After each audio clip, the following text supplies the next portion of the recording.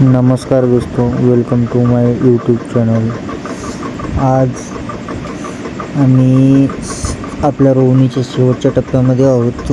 महाराष्ट्रात पुन्हा पावसाला सुरुवात झालेली आहे आणि आम्ही जवळजवळ 8 दिवस होतील रोवणीला सुरुवात केलेली आहे।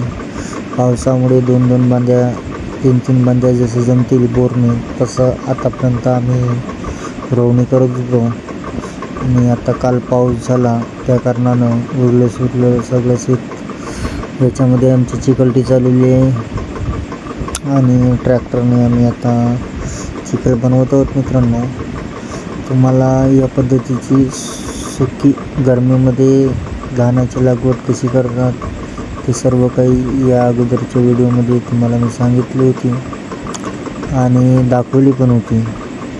आणि ते जे सुक्यामध्ये आपण फसल केलेली आहे ते आता खत मारण्याच्या टायमामध्ये येऊन टिपलेली आहे। आपण वाट बघत होतो पाण्याची, तर पाणी पण आलेलं आहे। उद्या आम्ही त्या पिकाला खत मारणार आहोत। तत्पूर्वी आज जे चिकलटी बनवून रोवणी करत होतो त्याचा हा आता शेवटचा व्हिडिओ समजा। याच्यानंतर तुम्हाला आपल्या शेताचा चिकलटीचा व्हिडिओ मिळणार नाही। आज उरले सगळे चिकलटी बनवून आम्ही हे रोवून घेणार आहोत आणि त्यानंतर याच्यामध्ये पण आपल्याला खत मारायला लागेल। पावसानं अक्षरशः पाठ फिरवल्या कारणानं आमची रोवणी यावर्षी खूप खोळंबलेली आहेत। सालाबादाप्रमाणे आम्ही दरवर्षी अशी चिकलटी करूनच भात लागवड करत होतो कोकणी पद्धतीनं, पण यावर्षी मजुराचा अभाव आणि दुसरी गोष्ट वाढती महागाई म्हणजे अशी की प्रति एकर चिकलटी करून रोवणीला 4,500 रुपये खर्च येतो आणि ही चिकलटी करायला ट्रॅक्टरला कमीत कमी 3,500 ते 4,000 रुपये प्रति एकर एवढा खर्च येतो।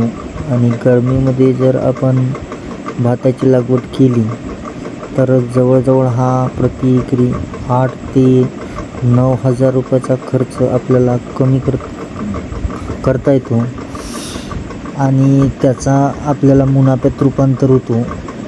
धान तर याही लागवडीने तेवढेच होतात, त्याही लागवडीने तेवढेच होतात।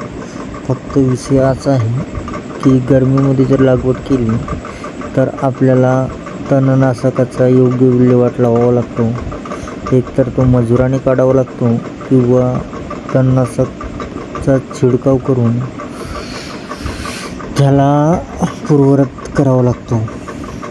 या पद्धतीनं जर भात शेतीची लागवड केली तर आपल्याला निंदणाचा खर्च कमी येतो आणि तण पण शेतामध्ये फार कमी प्रमाणात होते, कारण जो काही तण उगवलेला असतो तो या चिकलटीमध्ये सगळं काही आपण चिखलामध्ये गाडून टाकतो, त्यामुळे त्याची उगवण फार कमी प्रमाणात होते। नमस्कार मित्रांनो।